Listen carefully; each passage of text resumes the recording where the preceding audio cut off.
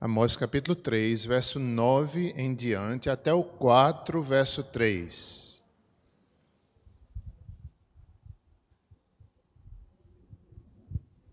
Nós vimos na aula passada, o leão rugiu, é o Senhor, o rugido do leão no meio do seu povo. Como diz pastor Hernandes, o leão rugiu, não nas matas, mas rugiu, não nas matas distantes, mas rugiu no meio do seu povo.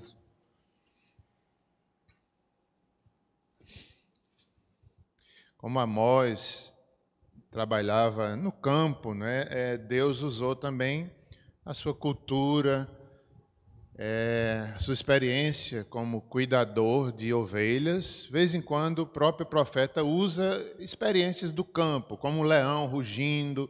Hoje nós vamos ver que ele vai falar de uma ovelha despedaçada. O povo de Deus estava tão mal que era como uma ovelha que o leão devorou e que restou apenas os pedaços. O povo de Deus chegou a esse ponto. Era mais de 200 anos que Deus estava ali dando chances de arrependimento. Chegou uma hora que ele teve que disciplinar. Amós é tão importante que nos mostra isso, o zelo de Deus, do seu povo. Porque somos povos, somos disciplinados. Isso é bom. Isso é amor por Deus. A eleição, aqui vai falar sobre a eleição. Deus nos elegeu antes da fundação do mundo, mas isso é um compromisso. Isso é um privilégio grande, mas é um compromisso também muito grande. E aqui o povo estava esquecido disso, achando que era um povo eleito, que estava tudo bem, o culto estava sendo maravilhoso, entre aspas, mas para Deus não estava. Então, veja, mais de 200 anos, Deus permitindo, vários reis em Israel, e assim chegou a hora que Deus disse, que chegou ali a justiça. Nosso Deus é justiça também. Estaremos vendo algumas coisas importantes, vou apenas citar os tópicos, baseados no estudo do pastor Hernandes Dias, um livro que o presbítero Silvio me prestou, um comentário de Hernandes. Esse estudo aqui foi baseado nisso.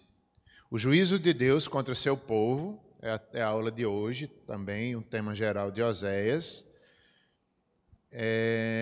O amor de Deus por Israel, o rugido do leão. Também alguns pontos, vejam só, o pecado nunca fica escondido. A gente vai ver um pouco disso hoje. A gente nunca consegue esconder o pecado a vida inteira. Deus muitas vezes traz à tona para curar. E graças a Deus que Ele faz isso. Nós não temos como esconder o pecado a vida inteira. Aqui a gente aprende nesse livro de Amós. O pecado nunca fica escondido. Quando o povo de Deus peca, muitas vezes é pior do que os ímpios. Por que será? Porque nós temos conhecimento, nós temos a lei, nós temos os mandamentos de Deus, e os ímpios também pecam pela consciência, pecam porque veio a natureza, mas é pior o pecado do povo de Deus, porque nós temos a lei, a revelação do Senhor. Aprendemos isso também nessa aula. Outro tópico, o pecado nunca fica sem punição. Olha que coisa forte. Demorou 200 anos, mas veio a punição. Isso também é muito importante. E graças a Deus, porque somos amados de Deus, Deus nos disciplina. Para o bem, para o crescimento. O pecado nunca fica sem punição. A Síria invadiu a cidade de Samaria em 722 a.C. e ali houve destruição, morte, muitos israelitas, milhares morreram, outros foram levados cativos, foi a destruição de Israel. Só restou um pouco, um remanescente que foi introduzido, alguns deles, a Judá. Mas a parte do Reino do Norte foi quase toda destruída, 10 tribos, a maioria de Israel foi destruída nessa disciplina que Deus trouxe. Apenas Judá que não era tão grande o território de Judá. Eu acho que cerca de 90 quilômetros somente, mas era onde estava Jerusalém, onde estava o templo. Então, Deus continuou a sua obra através de Judá. E essas 10 tribos, elas estavam muito mal nessa época. E assim, Deus julgou o pecado religioso de Israel. Havia um pecado religioso. Além do pecado social, que era um dos grandes pecados aqui, contra o pobre, os juízes maus, as mulheres. Hoje, quando o Olaci Júnior pediu, né? Quero ouvir a voz das mulheres. O Senhor é bom, o Senhor é bom. Eu me lembrei disso. Que bom que nós temos mulheres de Deus, mulheres que sofrem pelo Evangelho.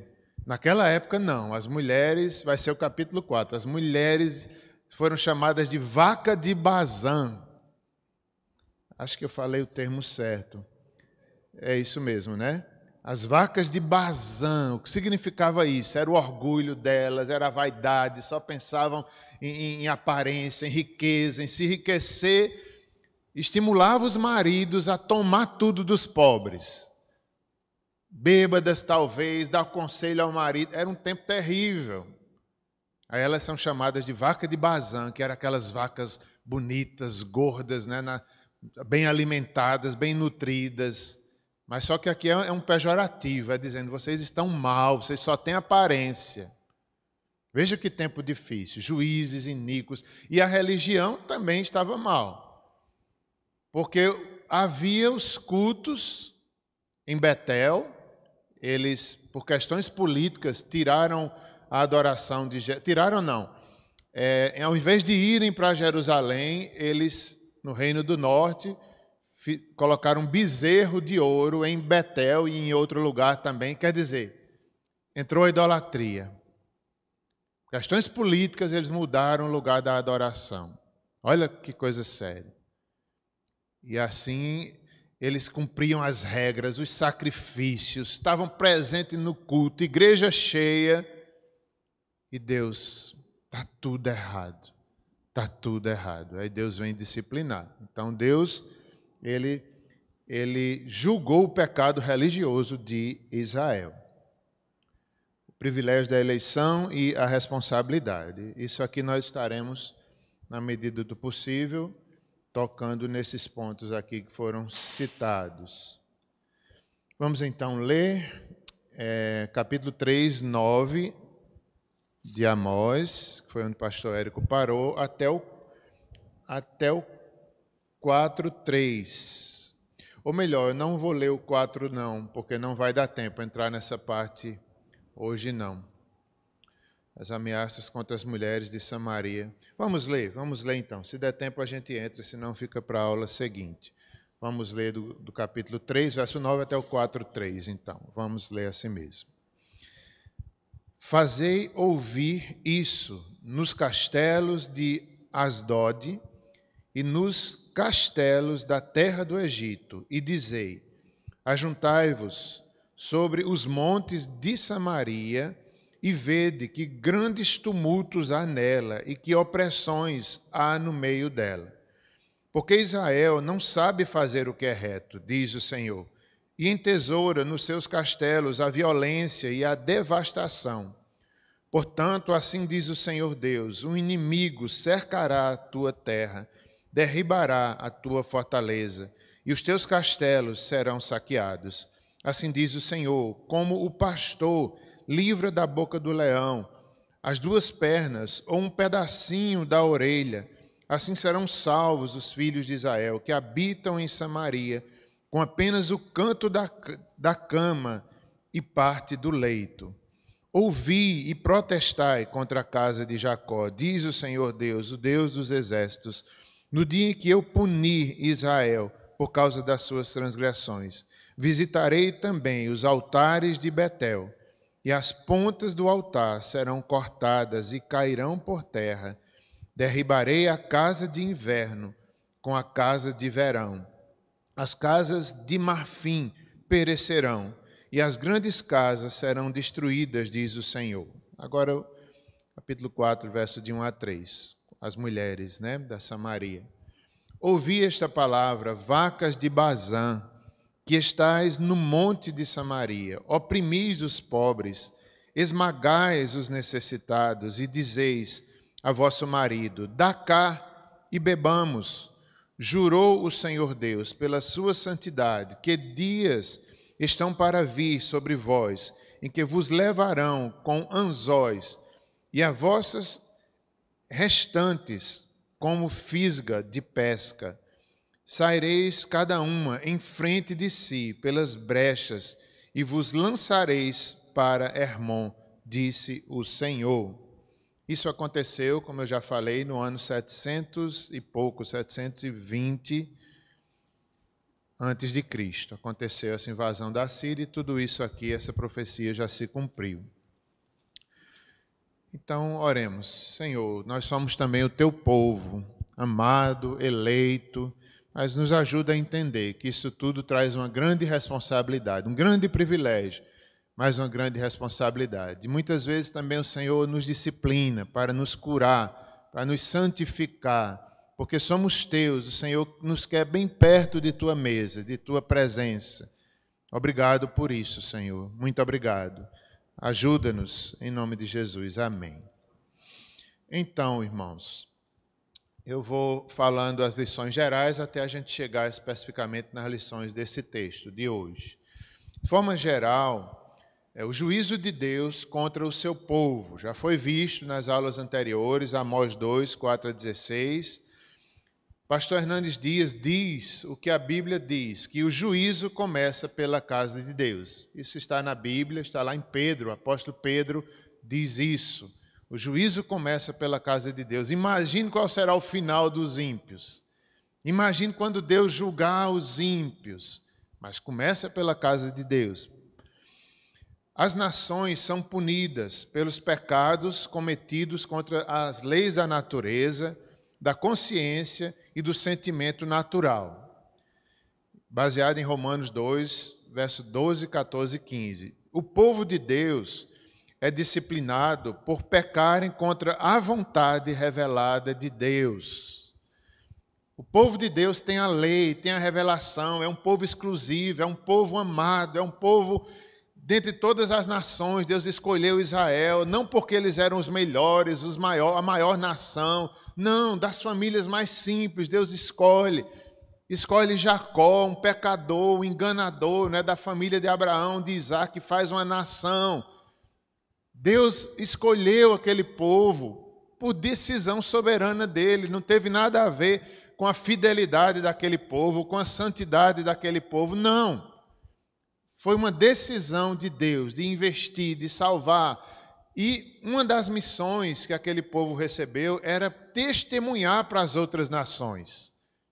E aqui Israel falha feio, nem testemunha, nem cumpre a lei. Por isso que eles são disciplinados. Eles começam a se enganar, como se eles fossem melhores do que os outros, a hipocrisia, e aí entram todos esses pecados. Eles foram chamados para testemunhar as outras nações, não para ser melhores, e eles achavam porque eram escolhidos, eles podiam viver pecando, nada ia mudar isso. Era como se eles dissessem, está tudo bem, o culto está lá sendo feito, a igreja está cheia, nós levamos os sacrifícios, as ofertas, mais do que a lei mandava eles faziam. Então eles achavam que estava tudo bem. E Deus dizendo, não está, porque vocês, é como se Deus dissesse, vocês voltam para casa pior do que vocês estiveram na igreja. Porque quando a gente ouve a palavra de Deus, a gente deve voltar melhor, mais santo. Se a gente estava cometendo algum pecado, a gente corrige aquele pecado. Eles não faziam isso. Era um culto hedonista. Tudo era para eles. Eles eram o centro. Tudo aqui, eles não pensavam do próximo, eles não pensavam em Deus. Era esse o pecado deles. Não pensavam no próximo e não pensavam em Deus. O culto era para eles. Imagine o que é isso. Eles iam para o culto, se encontravam no templo, levavam o sacrifício, tudo de forma egoística. Não pensavam no semelhante. E esse era o problema. O culto era maravilhoso, mas não mudava, não trazia arrependimento e eles foram punidos. O pecado do povo de Deus é mais grave, mais hipócrita e mais danoso que os pecados dos ímpios. Veja, como eu já disse, é baseado no comentário de pastor Hernandes Dias, né? O pecado do povo de Deus é mais grave, mais hipócrita e mais danoso do que o pecado dos ímpios. É mais grave porque peca apesar de um maior conhecimento. É mais hipócrita porque o povo condena o pecado nos outros e não vê o seu próprio. É mais danoso porque quando o povo de Deus peca, provoca mais escândalo. Meu Deus do céu, é verdade, né? Quando a gente peca, e às vezes, nesse texto que a gente está vendo hoje, acontece isso. Deus, através de Amós, né, traz a profecia, que é como uma trombeta tocando. Quando a trombeta tocava, era um sinal de perigo, de alerta, todos tremiam, né? O inimigo estava chegando muitas vezes. Então, a profecia é uma trombeta tocando, né? O leão rugindo. E eu ia dizer alguma coisa, esqueci, pensei e esqueci. Mas vamos continuar aqui. Deus, quando o povo de Deus peca, provoca mais escândalo. Sim, lembrei. Aqui nesse texto que nós lemos hoje, no verso 9, acontece isso. Deus chama os ímpios para testemunhar o pecado de Israel. É um escândalo. É como se Deus estivesse dizendo, Deus chama aqui no verso 9, Asdod e o Egito para verem e julgarem o pecado de Israel. Isso é muito triste, meus irmãos, é um grande escândalo. O povo de Deus, Israel, que deveria ser luz, que deveria ser um exemplo, que deveria não estar fazendo aquele pecado, está pecando mais do que o Egito. É como se dissesse, chamando os que pecaram menos para julgar os que pecaram mais. Isso é muito triste, é um escândalo. É como, às vezes, a gente pecar diante dos ímpios, é uma vergonha. Paulo chega a falar em situações semelhantes, quando Paulo diz, será que no vosso meio não tem nenhum sábio para resolver as questões da igreja? É preciso levar o juiz da cidade para discutir os problemas da igreja? É isso que acontece aqui. O povo de Deus está tão mal que é preciso o ímpio vir julgar ali a maldade de Israel. Asdod, citado aí nessa cidade, era uma cidade que tinha pecado muito nessas questões de opressão ao pobre, questões relacionadas a isso. Mesmo assim, ela pecou menos do que Israel. Aí é chamada agora para testemunhar e julgar.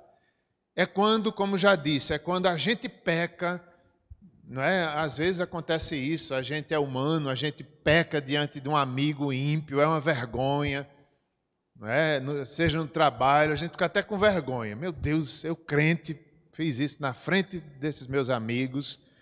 A Bíblia fala que Abraão, certa vez, pecou diante de um rei ímpio, mentiu e foi pego na mentira. Ele disse que a esposa dele, Sara, não era sua esposa, por 2 vezes. Que vergonha, né? Que vergonha.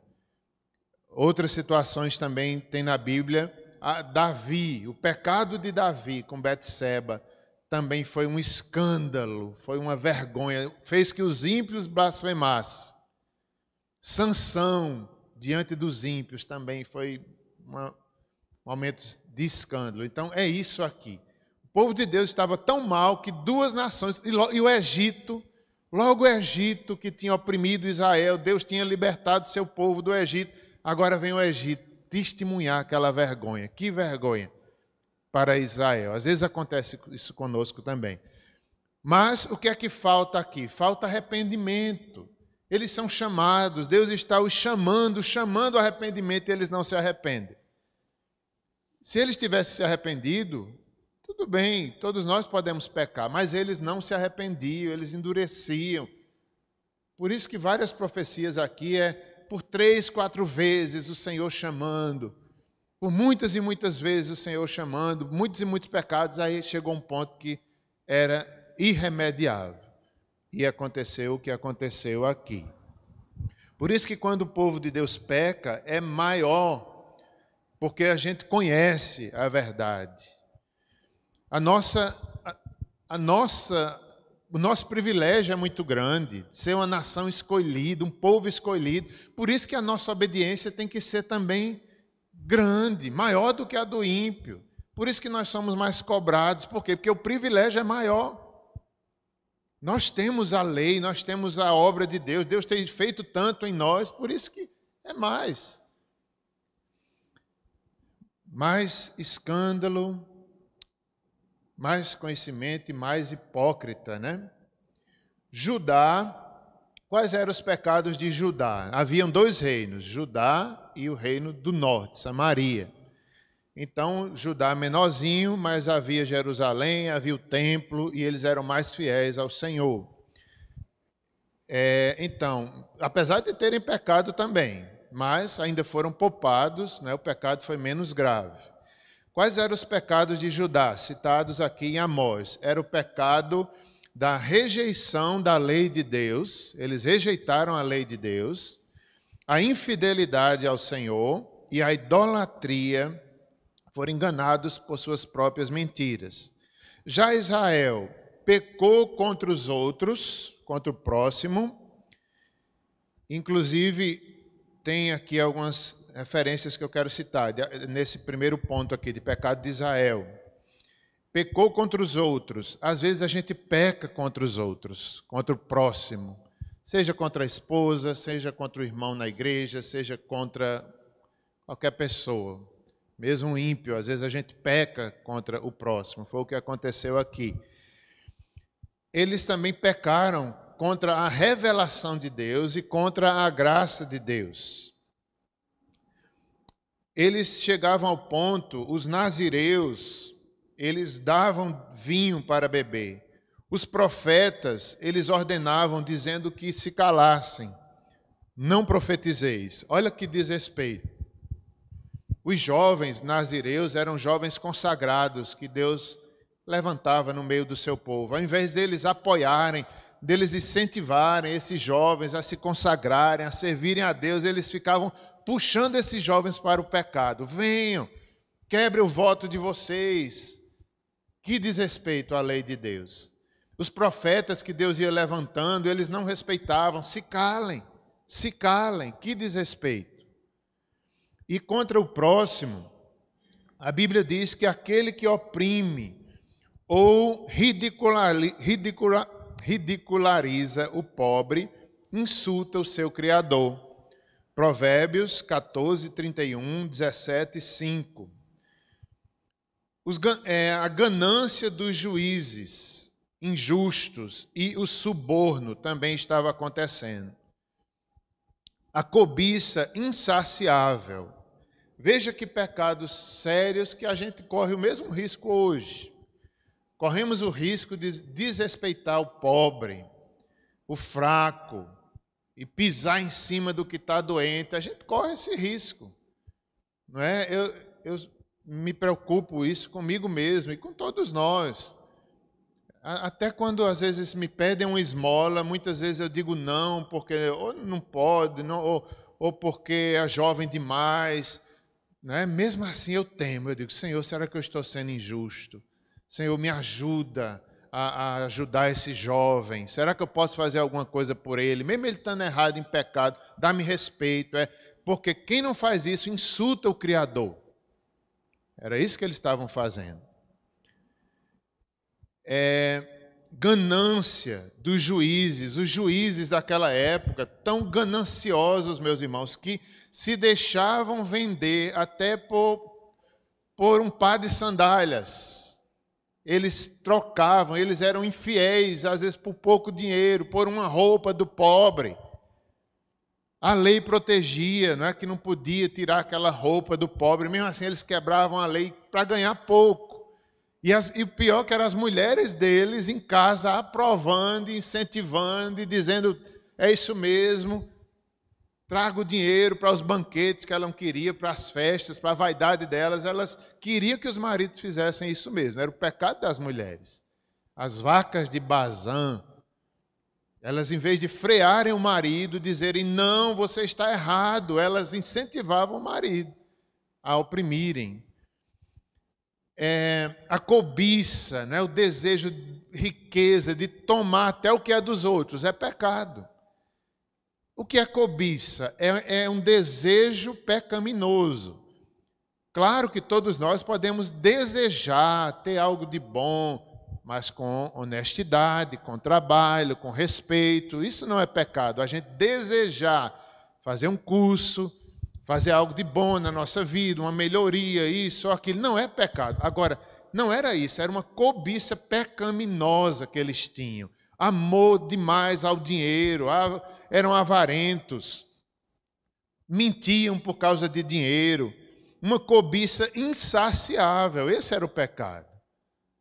Não é desejar, não é o pecado aqui, não era a riqueza, era a riqueza mal adquirida, era a riqueza juntamente com a mentira, uma cobiça insaciável. No entanto, apesar de tudo isso, nós vemos aqui o amor de Deus por Israel. Como é que nós vemos o amor de Deus em Amós? Me fez lembrar daquela música que a gente canta aqui na igreja, né? Logo eu,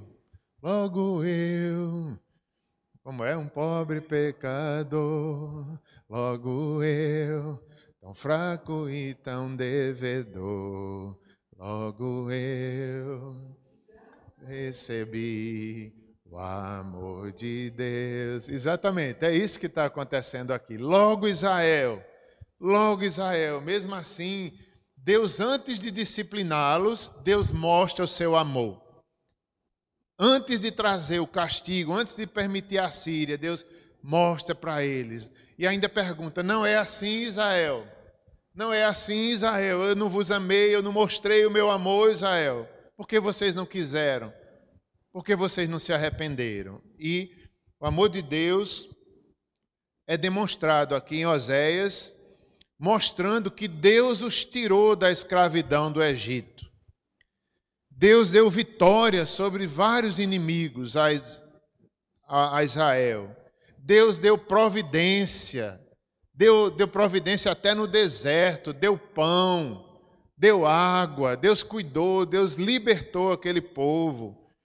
Dentre os seus filhos, Deus levantou líderes espirituais, profetas. Isso era demonstração de amor a Israel. Como, irmãos, isso aqui me fez lembrar que Deus levanta pessoas, líderes, ministérios na igreja, é demonstração de amor para a nossa vida. Eu me lembrei de duas pessoas, que o próprio pastor Hernandes, né, que fiz esse estudo aqui baseado no comentário dele, como eu me lembrei de pastor Hernandes nesse dia, eu digo, meu Deus, pastor Hernandes tem sido uma bênção na minha vida, desde a minha juventude. Quando ele chegou, acho que ele estudou nos Estados Unidos e veio de volta ao Brasil e desde então está servindo a igreja, não para cima e para baixo, pregando. Eu disse, isso é amor de Deus para conosco, o povo brasileiro. Que bom que nós temos pastores sérios que pregam a palavra. Era isso que Israel não via, o amor de Deus demonstrado através dos profetas. Eu me lembrei, que bênção, pastor Hernandes, na minha vida, conserva ele, livra ele do mal, para que ele continue sendo uma bênção. Ele não é melhor do que nenhum outro pastor, mas é um dom diferente que ele recebeu. E ele vai ser cobrado. Quem muito é dado, muito será cobrado. Ele não é melhor do que nenhum outro pastor, mas é uma bênção para muitos. Tem quem não goste dele, tem quem critique, tem, mas até com Jesus fizeram isso. Mas certamente ele é uma bênção para a maioria de nós. E era isso que o povo de Deus não via. Dentre os seus filhos, Deus levantou líderes, levantou profetas, e ele os fazia calar. O leão rugiu, né? Deus.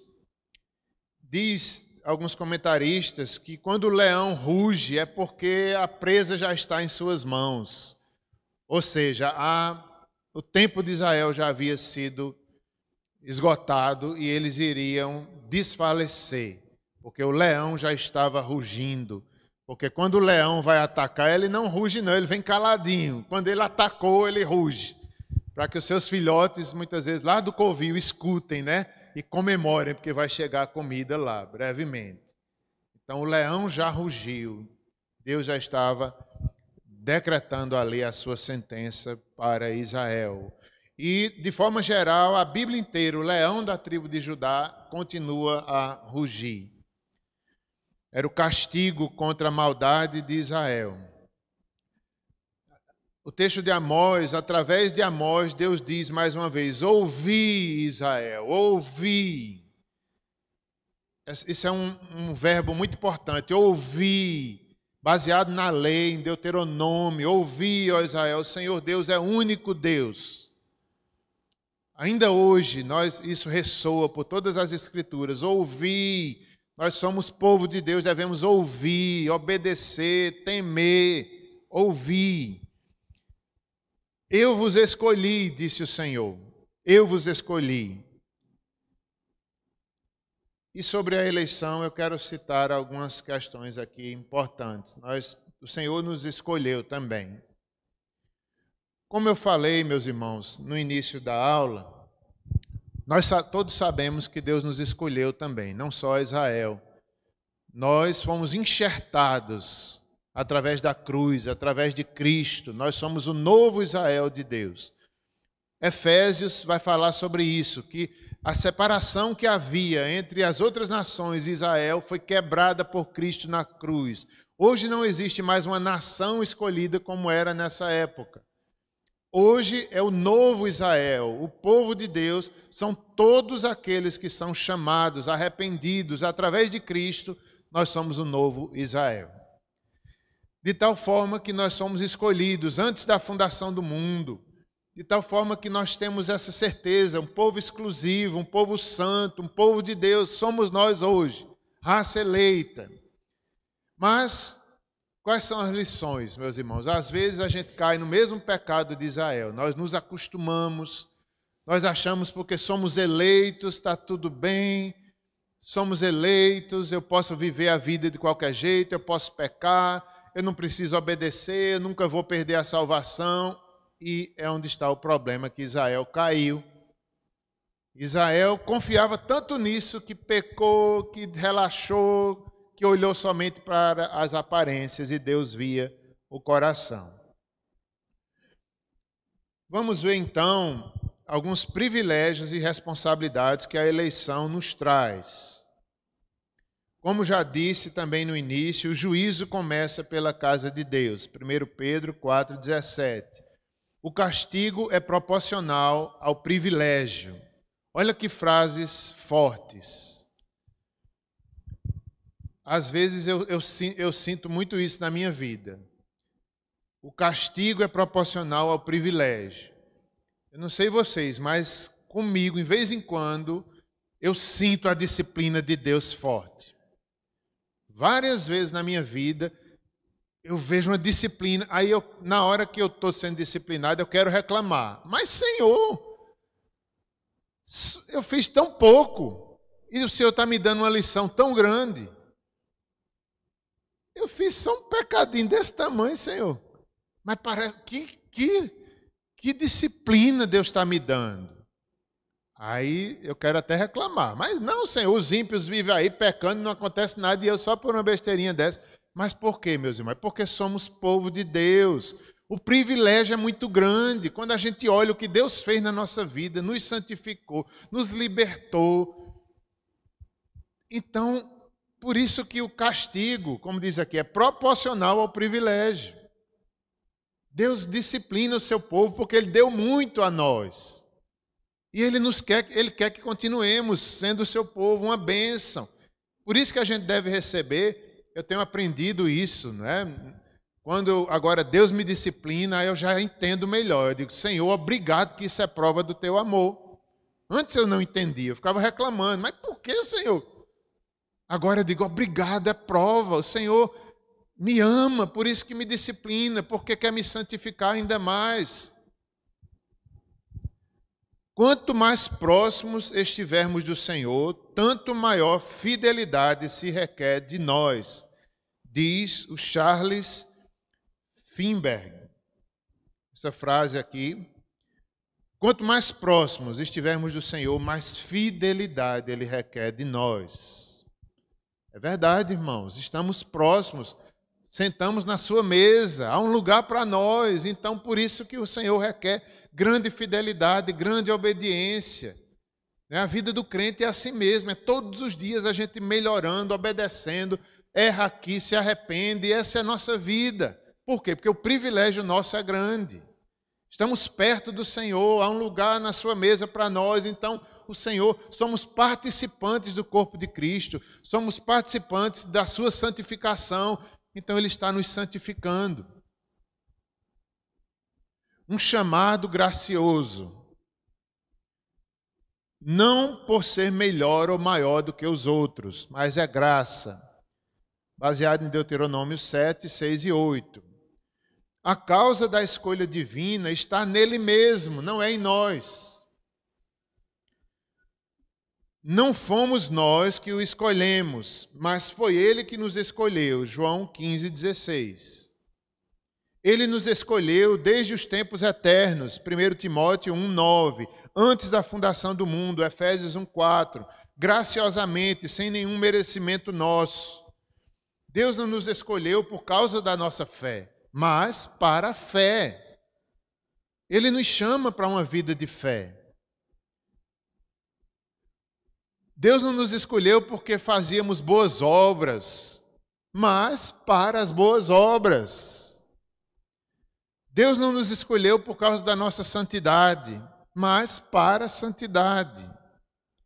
Deus não nos escolheu por causa da nossa obediência, mas para a obediência.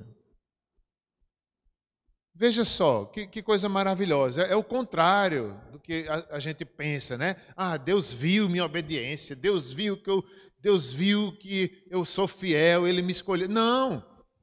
Ele nos escolheu quando não éramos povo, é uma decisão soberana, baseada na misericórdia. Agora, Ele nos chama à obediência, à fé, à santificação. A graça de Deus não é licença para pecarmos. Não é? Tem pessoas que caem nessa tolice. Ah, se Deus me escolheu, eu posso viver de qualquer jeito, estou salvo mesmo. Ou então diz, se Deus já sabe tudo, para que orar? Ou então, se Deus já sabe quem vai ser salvo, para que evangelizar? Não, gente, isso é responsabilidade. Deus deu à igreja a oração, a evangelização, a obediência, a fé. Isso é para nós. Isso são compreensões equivocadas, como já falei. Se Deus sabe tudo, para que orar? Não, Ele quer que oremos. É um meio de Deus nos santificar, trabalhar, aprender sobre Ele, o seu caráter, conhecermos melhor quem é Deus. É o meio de Deus agir. A evangelização também é obrigação nossa, mesmo que Deus já saiba. É Ele que escolhe, é Ele que saiba, mas o instrumento somos nós. Israel estava esquecendo dessas coisas. Só pensava nos privilégios e não se lembrava das responsabilidades.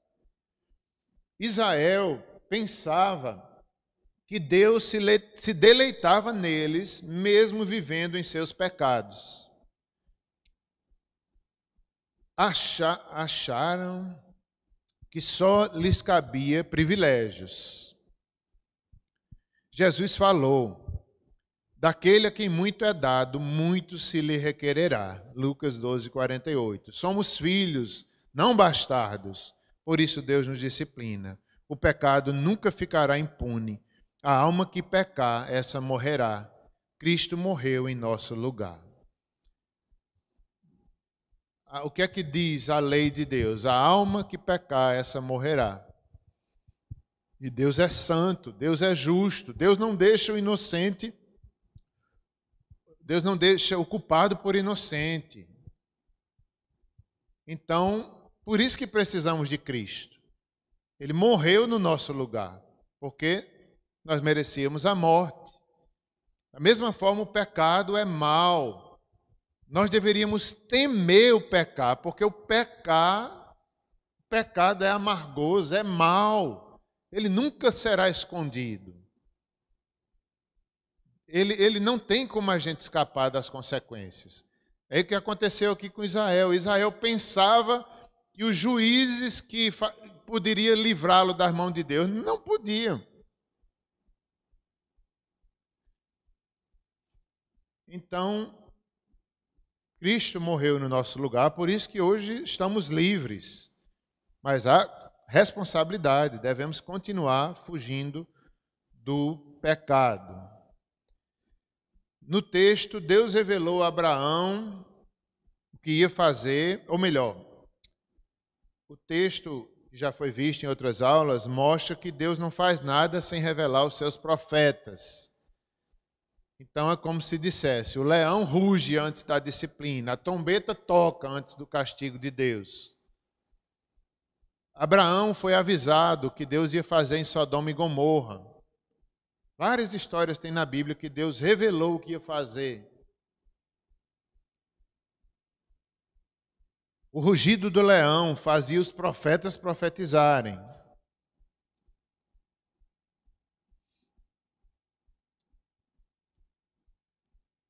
Então, meus irmãos, a hora já está bem adiantada. Vamos ainda caminhar um pouco.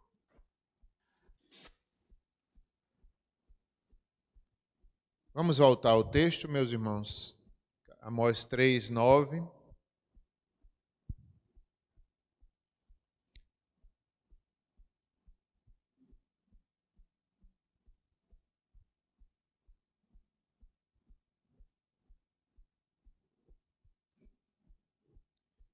Deixa eu ver aqui.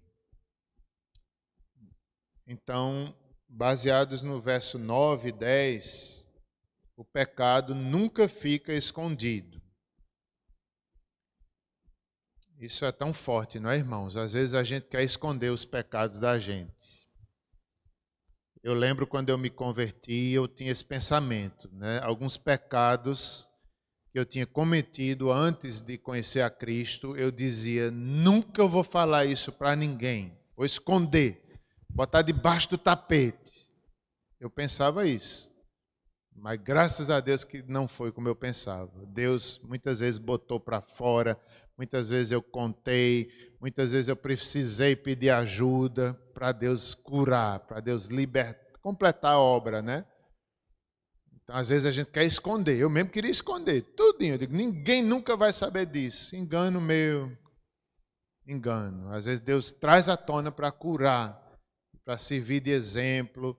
E graças a Deus que Deus faz com o propósito não de nos envergonhar ou de nos destruir, mas de nos santificar, santificar o seu povo. Aqui nos versos 9 e 10, o pecado é denunciado por Amós, testemunhado pelas nações pagãs e julgados por Deus. Quando o povo de Deus peca, até os pagãos se escandalizam. Era tão grande o pecado que assustava até as nações pagãs, pois pecaram conscientes e deliberadamente, intencionalmente. Veja que triste, o povo de Deus pecava consciente e intencionalmente. Triste.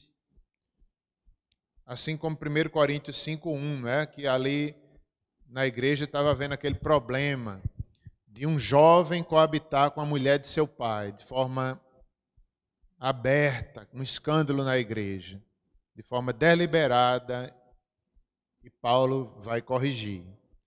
É triste quando somos repreensíveis aos olhos dos ímpios.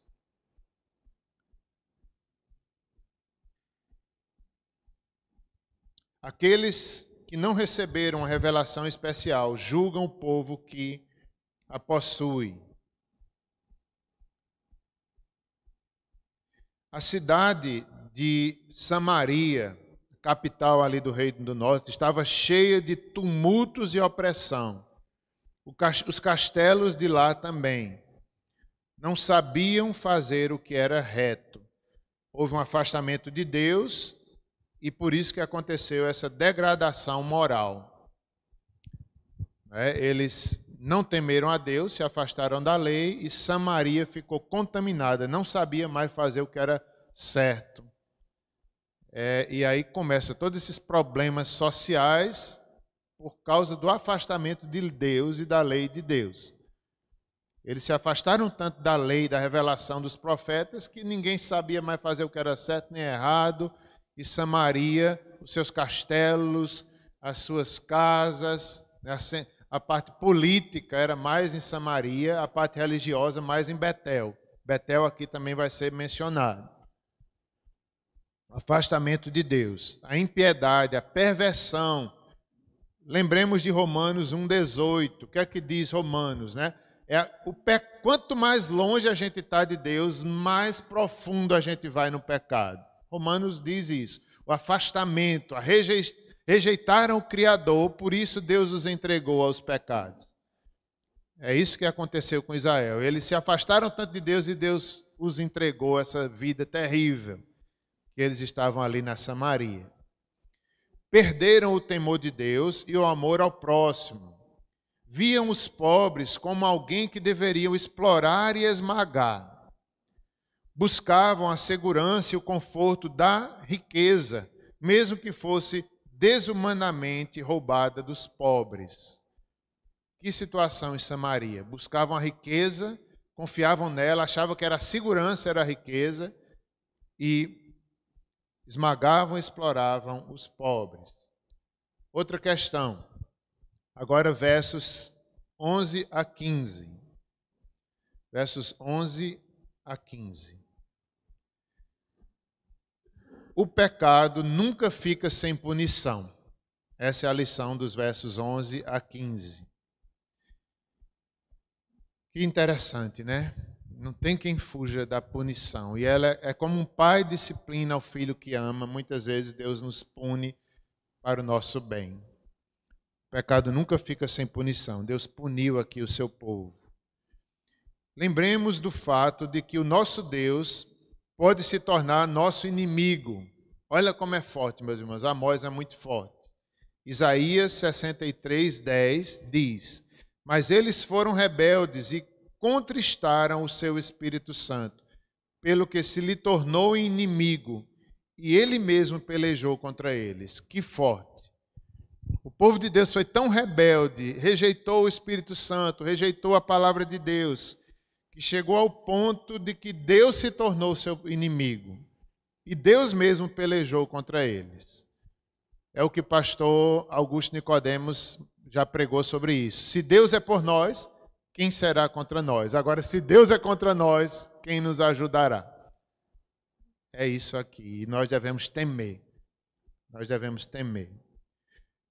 Há um comentário aqui. Às vezes a gente teme tanto Satanás e ficamos cegos para esse fato de que muitas vezes o nosso maior inimigo não é Satanás, somos nós mesmos, é o pecado. Devemos temer o pecar, mais do que temer a Satanás.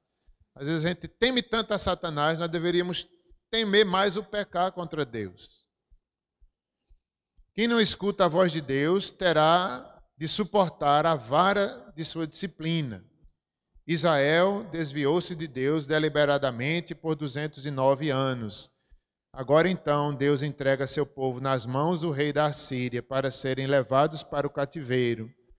Provérbios 29:1, o homem que muitas vezes é corrigido e não se humilha será quebrado repentinamente sem que haja cura.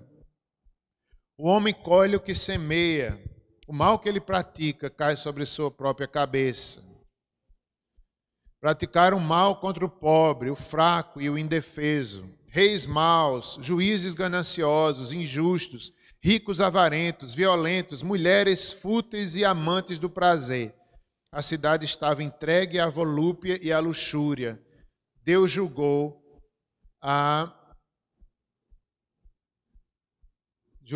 Israel. A casa de verão, a casa de inverno aqui são mencionados, né? Eles estavam tão ricos, naquela época só os reis ou só pessoas muito ricas que tinham uma casa de verão, uma casa de inverno, né? Palácios, como diz aí, seus palácios. Casa de inverno, verso 15, as casas de marfim perecerão, as grandes casas serão destruídas, diz o Senhor. Por quê? Porque foram adquiridas com opressão. Não é que Deus seja contra a riqueza, mas é porque foram adquiridas por opressão ao pobre.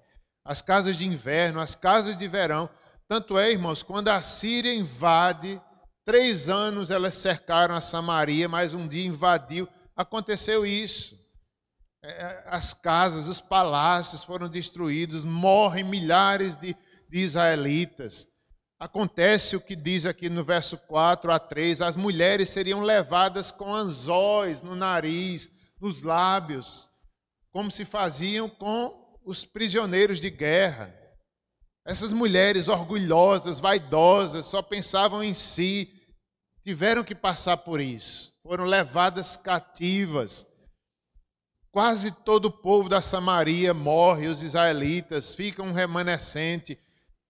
A Síria traz para Samaria escravos de outras nações e mistura os israelitas com esse povo, que passa a ser um povo híbrido e mestiço, a religião e a raça. Por isso que lá em João 4 a gente vai ver Jesus conversando com uma mulher samaritana. Havia problemas entre os judeus e os samaritanos. Por isso, porque a Samaria tinha sido esse povo idólatra, mestiço, misturado.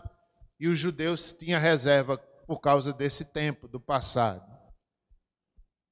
E, enfim, também a profecia, né, do verso 12 ainda, vai dizer: assim diz o Senhor, como o pastor livra da boca o leão, as suas pernas e um pedacinho de orelha, assim serão salvos os filhos de Israel que habitam em Samaria, com apenas o canto da cama e parte do leito. Quando fala aí em cama e leito, eram os pecados daquele povo, na cama, a sexualidade, o leito ímpio. Eles não honravam o casamento. Então, por isso também veio o juízo de Deus. Assim, o povo, né, eles seriam destruídos como uma ovelha tragada por um leão. Era um costume da lei que os pastores da época e do passado, quando um leão despedaçava um carneiro, eles tinham que trazer um pedacinho do carneiro para mostrar que era verdade. Mesmo que estivesse morto, mas mostrava um pedacinho. Ó, aqui. Era uma forma de mostrar que os pastores não estavam enganando os seus donos. E aí Amós pega esse exemplo e mostra, né? O povo de Deus será destruído como uma ovelha. Ainda que fiquem os pedacinhos, mas é certa, o juízo de Deus é certo. Ainda que eles só ficará um pouco, mas eles serão abalados. Essa era a profecia. Quando fala em camas e leitos, né, resume a vida e hábitos daquele povo, sensualidade desequilibrada. O sexo não é errado, mas deve ser vivido dentro do casamento, com fidelidade, com honra, com amor, com respeito de marido e mulher. E eles não estavam fazendo isso, era uma vida hedonista, só pensavam em si. Luxo, ociosidade, aquelas mulheres, as vacas de Bazã, não é? Elas só viviam para dizer ao marido que fizesse: dá cá, bebamos, né? Provavelmente só pensava em beber, em luxar.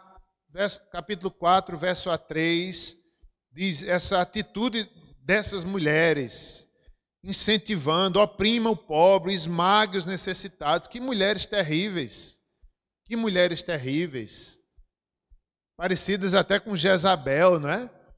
Que mulheres aqui terríveis. Deus não quer isso para o seu povo.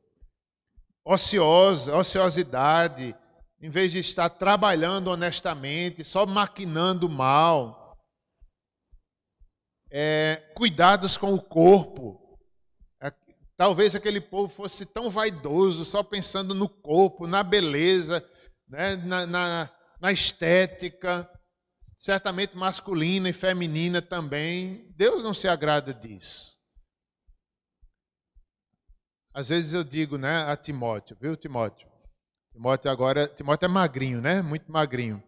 Aí quando vejo está Timóteo fazendo física, indo para a academia, eu digo: tá bom, filho, pode ir. Mas, meu filho, cuidado com a vaidade. Você está indo, não é? Claro que é para cuidar do corpo, faz parte, mas com equilíbrio. Mas você está indo, eu fico brincando com ele, mas com fundo de verdade. Eu digo, você está indo, meu filho, para você ficar forte, para quando sua mãe pedir, filho, faça isso, lava as escadas. Filho, lava os pratos, você ter mais força e você ser mais ágil. É para isso que você está se cuidando. Filho, você está se cuidando para você ajudar a vovó Raimunda, que é pesada. Sua mãe está exausta. Então vá dormir com sua avó. É para isso que você está fazendo academia, para glorificar a Deus em primeiro lugar. Ele foi 2 vezes essa semana, dormiu com a avó, primeira noite, depois foi a segunda. Quando chegou no outro dia, chegou me abraçando Simone, pedindo perdão. Ai, meu Deus, vocês são maravilhosos. Ai, não sei o quê. Perdão, mamãe. Ai, pai. Eu digo, para você ver, filho, a vida é assim. É para isso que você faz academia, para levantar a vovó Raimunda. Não é para a sua beleza, não é para a sua beleza somente, não. Que isso passa. O povo de Israel pecou nisso. Hedonistas, o culto era para eles, o corpo era deles. Não, é para a glória de Deus. Nós, tudo que somos é para a glória de Deus. Podemos enricar? Podemos. Podemos fazer exercícios? Podemos, mas com a motivação correta, não como eles faziam. Cuidado do corpo, pouca espiritualidade sadia, muita religiosidade. Culto cheio, mas espiritualidade zero. Cultos animados, não faltava sacrifício, eram extravagantes no sacrifício, mas espiritualidade verdadeira longe. Estou terminando, irmãos. Tinham vivido apenas para os deleites do corpo. O Deus deles era o prazer, não o Deus da Bíblia, o Deus que os libertou do Egito, mas era o prazer. Mas restou um pequeno remanescente. A Síria invadiu os palácios que eram tão ricos, tão seguros. Eles achavam que estavam seguros dentro dos palácios, mas foram destruídos. A Síria destruiu as casas de verão, de inverno, que eles achavam que nunca seriam destruídas. Passou o fio da espada em milhares de israelitas e trouxe cativos a outras nações.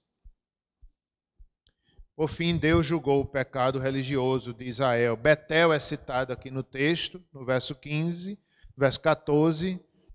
Visitarei também os altares de Betel, o bezerro de ouro, a falsa religiosidade. Deus veio corrigindo. O santuário do rei, o templo do reino foi abalado em Betel. A palavra Betel, que significa casa de Deus, não estava sendo verdadeira. E assim, o culto fora deturpado. Betel era o centro da idolatria em Israel, que deveria ser a casa de Deus, era o centro da idolatria. Um julgamento especial é pronunciado sobre o centro religioso, Betel, e contra o centro político também, a Samaria. Foi Jeroboão que fez 2 bezerros de ouro. Jeroboão fez 2 bezerros de ouro e colocou um em Dan e outro em Betel. Levou ao povo a confundir o visível com o invisível. Escolheram o caminho imoral da prosperidade. Veja que coisa séria, né? Escolheram o caminho imoral da prosperidade. Não que toda prosperidade seja imoral, mas alguma prosperidade imoral existe. Tenhamos cuidado. Era um ponto, como diz o texto, as pontas do altar serão cortadas e cairão por terra. A destruição seria tão grande que até as pontas do altar em Betel seriam cortadas. Havia esse pensamento pagão, uma superstição pagã de quem pegasse nas pontas do altar receberia uma sacrossantidade. Não era verdade, mas havia esse mito de que aquele pecador que se agarrasse com as pontas do altar seria livre da morte, seria santificado. Isso é pagão, isso não é de Deus. Mas havia esse mito.